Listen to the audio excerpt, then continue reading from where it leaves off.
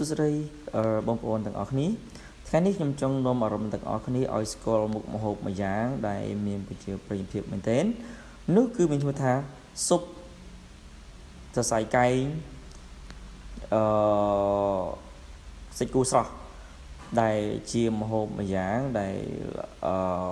មាននៅការផ្សំដែលមានបន្លែសាច់ទឹកស៊ុបហើយបូករួមជាមួយនឹងគ្រឿងផ្សំពិសេសផ្សេងទៀតហើយមុខម្ហូបនេះគឺត្រូវបានប្រជាពលរដ្ឋខ្មែរយើងពេញនិយមដាក់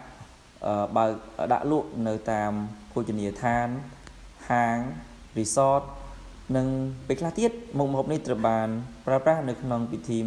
ពិសាភោជនីយដ្ឋាននៅភោជនីយអាហារនៅក្នុងកម្មវិធីមង្គលការផ្សេងដោយមុខម្ហូបនេះហើយឡៃផងដែរមានថាម្ហូបនេះក៏ត្រូវបានប្រើប្រាស់ដែរនៅតាមផ្ទះនៅពេលដែលមានការជួបជុំបងប្អូនដោយសារវាមានរសជាតិឆ្ងាញ់ហើយវាមាននៅសារធាតុផ្សេងដូចជាបន្លែដែលជាអាចជួយសុខភាពបែបខ្លះផងដែរហើយម្ហូបនេះគឺត្រូវបានញ៉ាំងឲ្យកម្មវិធីកាន់តែអធិកអធមក៏ដូចជាមាននៅប្រជាប្រិយភាពនិងពេញនិយមមែនទែនសម្រាប់ការជួបជុំឬក៏ជប់លៀងផ្សេងបាទប្រសិនបើបងប្អូនដែលចូលចិត្តនៅកម្មវិធីជប់លៀង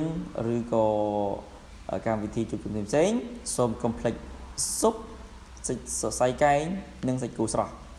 ដែលជាម្ហូបដ៏ពិសេសដែលធ្វើឲ្យកម្មវិធីរបស់យើងកាន់តែអធិកអធមឡើងនិងរីករាយមែនទែនហើយអរគុណច្រើនចំពោះអ្នកទាំងអស់គ្នាដែលបានមើលវីដេអូនេះសង្ឃឹមថាអ្នកទាំងអស់គ្នាអាចសាកល្បងយកស៊ុបប្រភេទនេះសាកល្បងញ៉ាំនៅក្នុងកម្មវិធីរបស់បងប្អូនដើម្បីឲ្យកម្មវិធីរបស់បងប្អូនកាន់តែអធិកអធមនិងសប្បាយរីករាយបាទអរគុណច្រើនចំពោះការស្ដាប់និងចំពោះការមើលវីដេអូនេះសង្ឃឹមថានឹងពេញចិត្តហើយនឹងចូលរួមជា comment ឬក៏ជាមតិយោបល់ផ្សេងបើសិនបើមានអ្វីចង់បន្ថែមទៀតនៅលើវីដេអូនេះអរគុណច្រើនបងប្អូនទាំងអស់គ្នាជួបគ្នាឱកាសក្រោយ